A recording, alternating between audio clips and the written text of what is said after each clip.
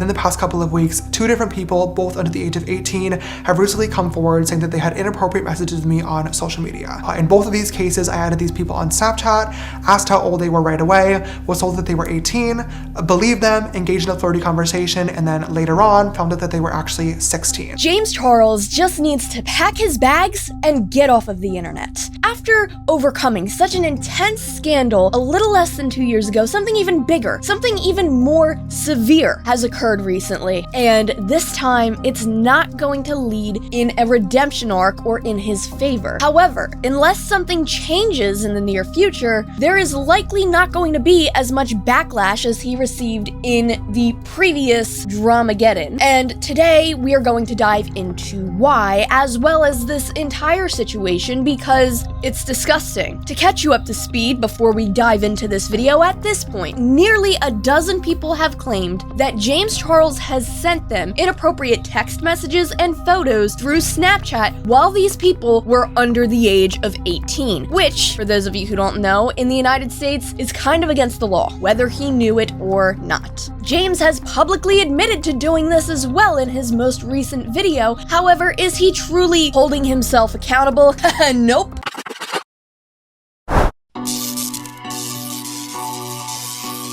Okay, but now I'm sure that most of you have heard about this situation in one way or another over the past few weeks. This is a widely discussed issue. This is a very, very horrendous and disgusting, terrible thing that's been going on, and most rational people are outraged by it. I want to say that it is currently 6:20 p.m. on April 7th, 2021. The reason I am marking the date and the time of this is because this is the 5th time I've filmed this video. I have been working on this video since I made my video on the David Dobrik issue, but things have just been developing so rapidly that every time I complete the video, more information comes out and that video becomes obsolete. This video was actually completely done and was going to be uploaded last Saturday, but as I uploaded it, I went to bed expecting it to be all fine and dandy to publish the next morning, and then I found out it was copyright claimed, so by the time that I deleted that video and fixed it without the copyrighted material in it to repost, the information became obsolete. It was that fast. More stuff started coming out, and it was a mess. It was frustrating. Who knows, maybe by the time I'm done filming this video, someone else will come out, because that's just how my luck has been. But today we are going to be covering everything that has happened thus far, at least as much as I possibly can in one condensed little video. And it's a lot to digest, honestly, but don't worry, I'm gonna walk you through it and we're gonna get through this together. But before we cover what is going on right now, we need to take a little step into the past to kind of refresh our memory on some things. It's rewind time. In May of 2019, Tati Westbrook, one of James Charles' closest friends at the time, came out with a video titled "Bye Sister," ranking over 50 million views. Many people began watching this video with the idea that this was only about the betrayal she felt by James, who took a sponsorship from Tati's direct competitor to her vitamins. This was only the tip of the iceberg, however, as she went on to explain how James would use his, quote, fame, power, and a fat bank account to lure in straight men and manipulate them into doing intimate things with him. James Charles' career took a huge blow from this video as he obtained the record of having the most unsubscribes to a YouTuber in one day. Millions upon millions of people were outraged by James and took their support to Tati instead. Soon after, Jeffree Star and Shane Dawson publicly shared their support on Tati, ultimately creating what many drama and tea channels called Dramageddon 2. Shortly after, James Charles made his response, and this is important for later. In this response, he showcased several different text messages that debunked many of the accusations shared against him, thus proving his innocence in this specific incident and redeeming his image and his platform, at least for the time being. This redemption also came at a cost for Tati and her eventually deleted Bye Sister video, especially considering that an entire year later, she made another video on the subject denouncing that first video. She apologized to James and and sided with him against Jeffree Star and Shane Dawson, claiming that they manipulated her into making that video. As a result from all of this, James was able to continue growing his platform on YouTube, TikTok, and Instagram. He was given a second chance to redeem his career online. Going through such a severe scandal that almost annihilated his entire online career, you would think that he would be extra careful when given this second opportunity, right? Surely he'd have to be reminded that by escaping such a heavy scandal every day after, he would constantly be walking on thin ice, right? Nope, he absolutely did not take any of that into consideration whatsoever and continued acting extraordinarily recklessly. In fact, recklessly is a little bit of an understatement, as he would send inappropriate messages and photos to multiple of his underage fans.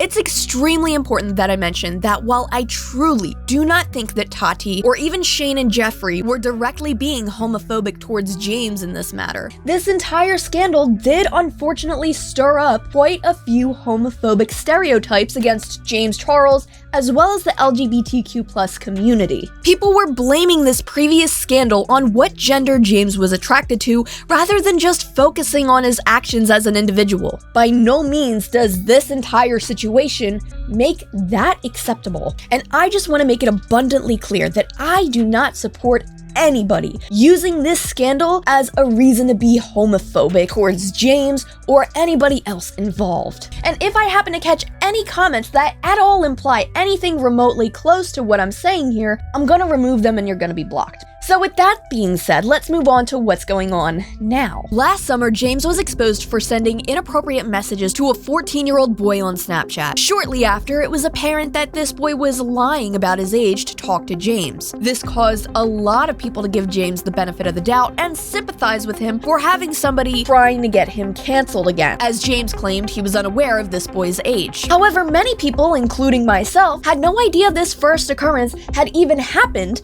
until it was brought up for happening a second time. This past February, a TikToker spoke out against James, claiming that James sent him inappropriate photos and images via Snapchat, and this was also while he was underage. Similar to the last time this happened, James claimed that this person had lied about their age. He also posted this apology on Twitter. There's a video going around about me on TikTok and Twitter of a guy calling me a groomer, and I want to address it right away. The accusation that I've groomed this person is completely false. Last week, I came across somebody on my Instagram Explore page, saw he followed me, and added him on Snapchat. That's not that long ago. The next morning, I woke up to several snaps from this person being excited that I added him back, saying he loved me, and also lewd photos of himself in the shower. I asked how old he was right away, and he told me he was 18, so I started flirting back. In the excitement of meeting someone I thought could be potentially great, I didn't ask for a copy of his ID or passport. It is now clear based on the video he uploaded, he was taking photos of me with another device and had an ulterior motive from the beginning. Later in the day, he said a few things that made me question the validity of his original age answer, and when I asked him to confirm his age once again, he admitted he was 16. I told him I was really uncomfortable and apologized for flirting, but he insisted on continuing talking, saying it could be our little secret. He's a fan of mine and he would never tell anyone. I told him I wasn't okay with this. He started getting upset, and at this point, I unfriended him. We haven't spoken since. I'm not victim blaming him or victimizing myself either, simply sharing what happened, and what happened was not okay. After false allegations like this in the past, I would never knowingly engage with anyone underage and put my life on the line for a few Snapchats. Because of situations like this, instead of taking someone's word for it, I will now ask to see the ID or passport of every guy I have a conversation with. You are a very highly influential figure online. You have millions upon millions upon millions of fans and subscribers. You are considered a celebrity, so you cannot use your social media as a dating pool. It's just absolutely unacceptable, especially when you consider that there are a lot of kids who watch your content. This shouldn't have happened one time, let alone how many times this did happen. And trust me, this is only the beginning. Now, some of James' fans continued giving him the benefit of the doubt even after this second occurrence, all because he claimed in his apology that this second boy lied about their age too.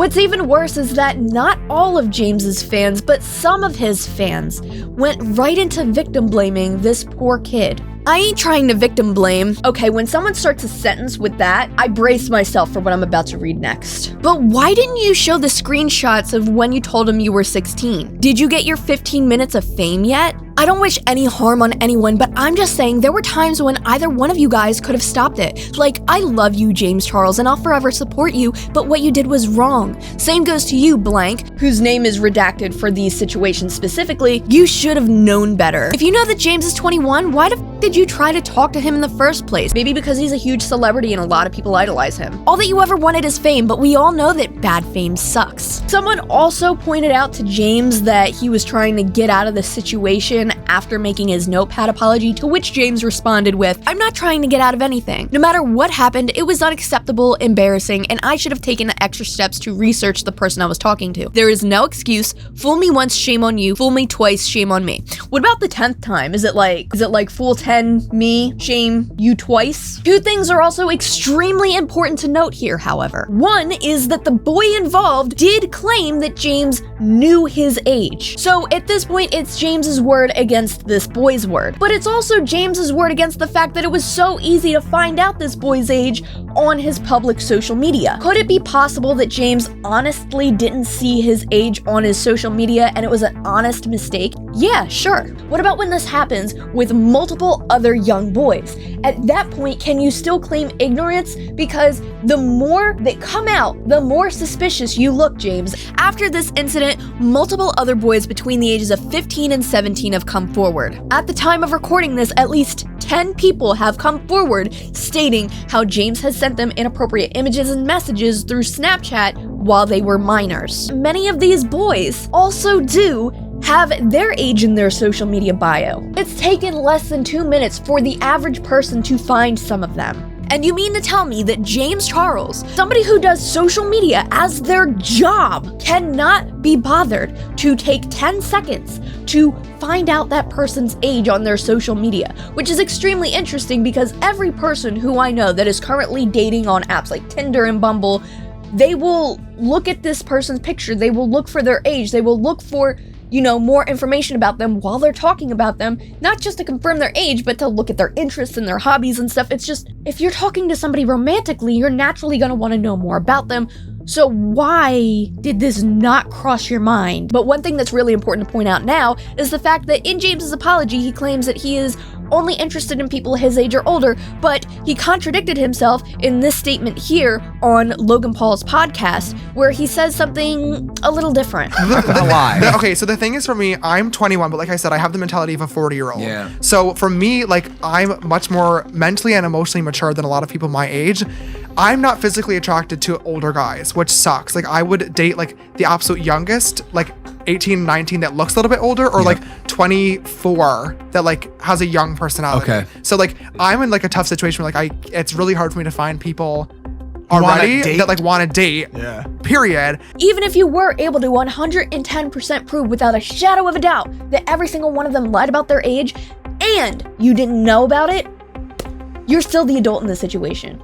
It is your responsibility to find out this information before you talk to a fan in a romantic way. And while I have all of the faces of the boys blurred out, let me just say that most of these boys that are coming forward, they did not look like they were over the age of 18. A good portion of them did not look like adults. It's like looking at Princess Carolyn's boyfriend, Mr. Adult Man from the show BoJack Horseman, when he was clearly 3 kids in a trench coat. Did Vincent seem extra weird to you last night? Well, he's still 3 kids in a trench coat, so no. We're going through a rough patch. It's hard, He works a full-time job at the business factory, so when he gets home, he just wants to unwind by watching R-rated movies. It's one thing if this were to happen just one singular time, and he changed everything, he shaped himself up and made sure that it never happened again, all right? People cut him some slack the first time it happened. This is a repetitive problem And the problem all stems back to James. One of the conversations he had with one of these alleged minors left me extremely concerned as well. James responds to this kid very aggressively after finding out this kid posted screenshots of their Snapchats in a private story. What the F is your problem? Posting screenshots of my Snap onto your private story?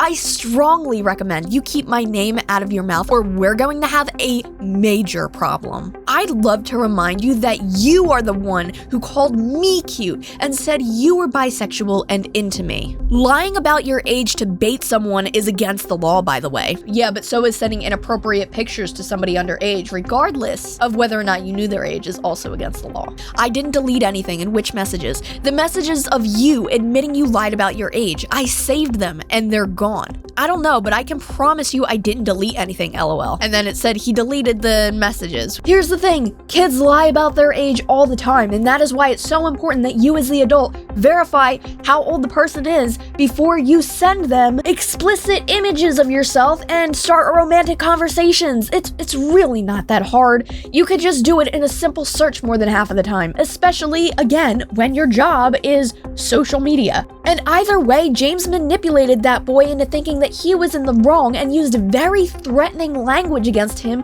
for what I assume was to try and intimidate him to try and take those Snapchats down.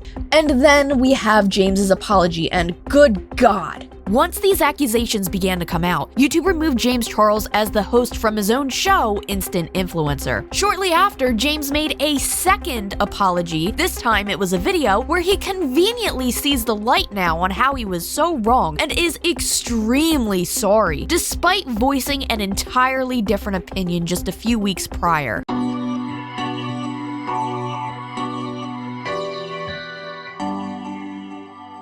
So I'm not going to play the entire video and react to every single thing he said because I've seen quite a lot of people already do that. I don't want to be too redundant. I will be leaving two of my favorite videos doing that in the description below. One is by Ready to Glare and the other one is by Inabbers. They break things down a lot. However, we are going to go over some key points here, some highlights that I think are very important to note. The first thing he says is that this is not going to be like the No More Lies video where he takes a ton of receipts to prove his innocence. I think that was the stupidest decision if he actually had proof of his innocence in this situation. One, because if that worked for you so well and allowed you to redeem your entire career the first time, why would you not do that a second time? It would seem like the perfect formula for somebody who is innocent to provide evidence proving their innocence. However, in this situation, we have none of that. We just have James talking in a very, very, very low-pitched tone. Put your ear up to the speaker to hear what he's saying because he's so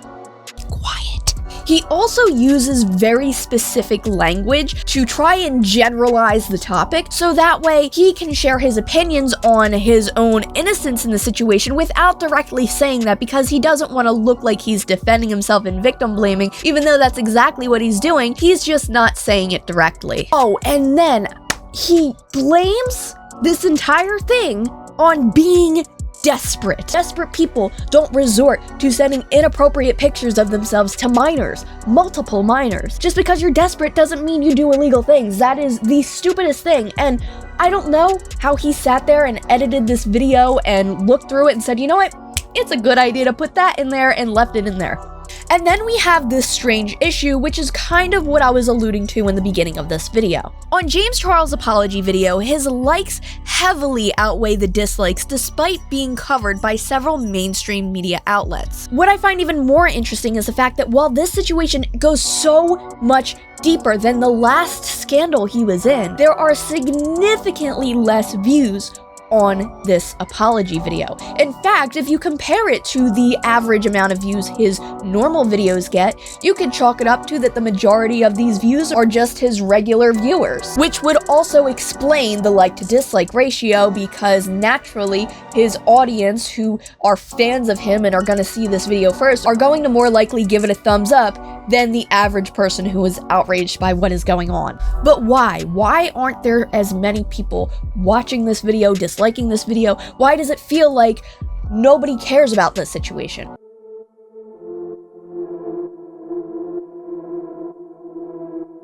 Since Tati and Jeffree were the two biggest people going after James the first time, their entire audience was flooding James Charles' video with hate and then later praise when he redeemed himself. Now, what I'm about to say is a hypothesis. This is just a few of my opinions from what I have found on the internet, not entirely backed up by any 100% concrete data. It's more of a question, if anything. Could this be because a lot of Jeffree Star, Tati Westbrook, Shane Dawson's fans are people who genuinely follow social media influencers and are less likely to be influenced by mainstream media? It's not a secret that a lot of people these days love to get their news and their information from their most trusted social media influencers rather than through journalists in big corporations. That's why I believe that influencers are so popular today, because they relate so much to people. People are more likely to trust an influencer, an individual, over a corporation or a news outlet. While many of us smaller influencers are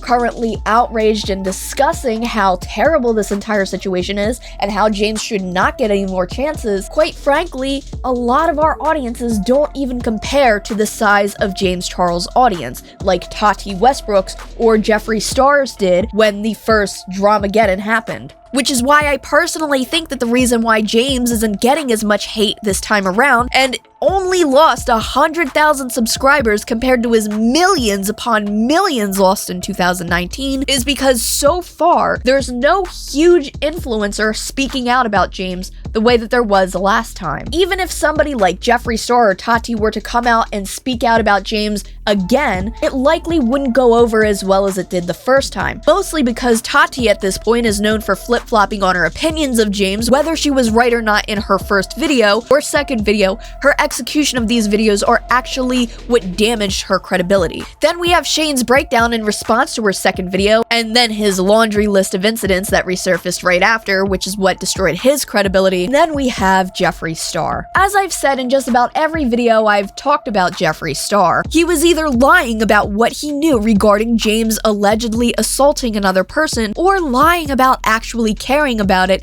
and it looks like it could possibly be the latter, which in my opinion is worse. It's looking like Jeffree may have known something that a lot of people didn't, and he didn't care as much as he claimed to, because as James Charles was starting to pass him in subscribers again, he went out of his way to publicly kiss James's ass and try to make it seem like he was supporting him again on Twitter. And it's not the first time he's done this, again, as we've seen him do this with Davi Vanity in the past, where he called Davi Vanity a predator, and then a year later made more music with him, and before anybody says, well, he could have been forced to do it under a contract, we've already debunked that is not the case. So with that being said, any of these three people coming out again and speaking out about James are not going to have the influence that they once did. I didn't do it! Okay.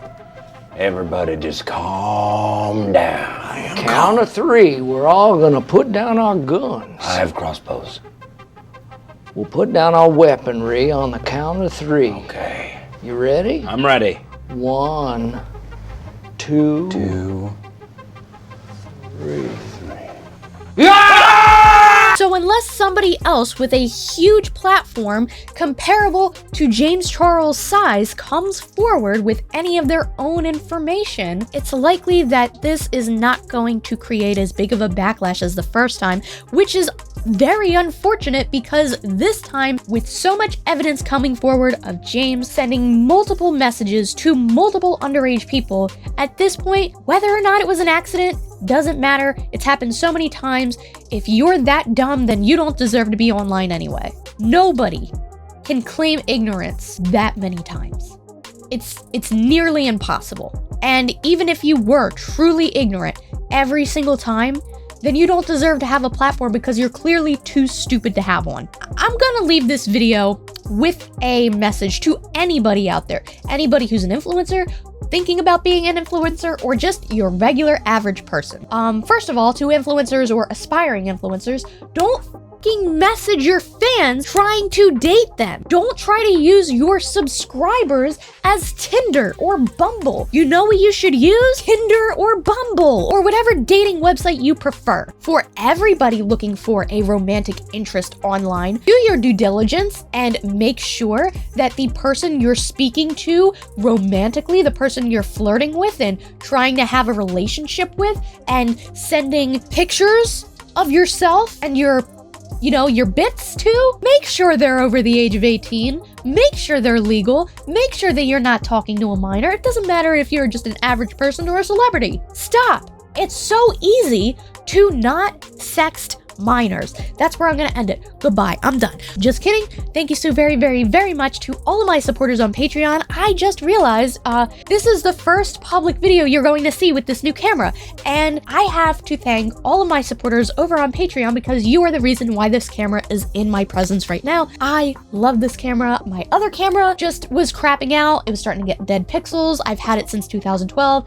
I love it to death, and I'm still gonna take pictures with it, but it was not doing what I needed it to do. This camera, however, is phenomenal. It was actually on sale at Target for a very reasonable price. I could not pass it up. Money from my Patreon went directly to funding this, and yeah, I'm so thankful. So thank you very, very, very much from the bottom of my heart. We're gonna upgrade a few more things here soon, but the camera really needed to be done. I hope you notice a difference. I hope you like it. I love it, and it's very convenient for me because I can get back into using my computer as a recording monitor. So thank you so much, especially to Lewis, Miss Tanisha, Anthony, Tressal, and Michelle. You guys are amazing, and thank you from the bottom of my heart. Until next time, hopefully I don't have to do too many updates on this video. I'll see you later.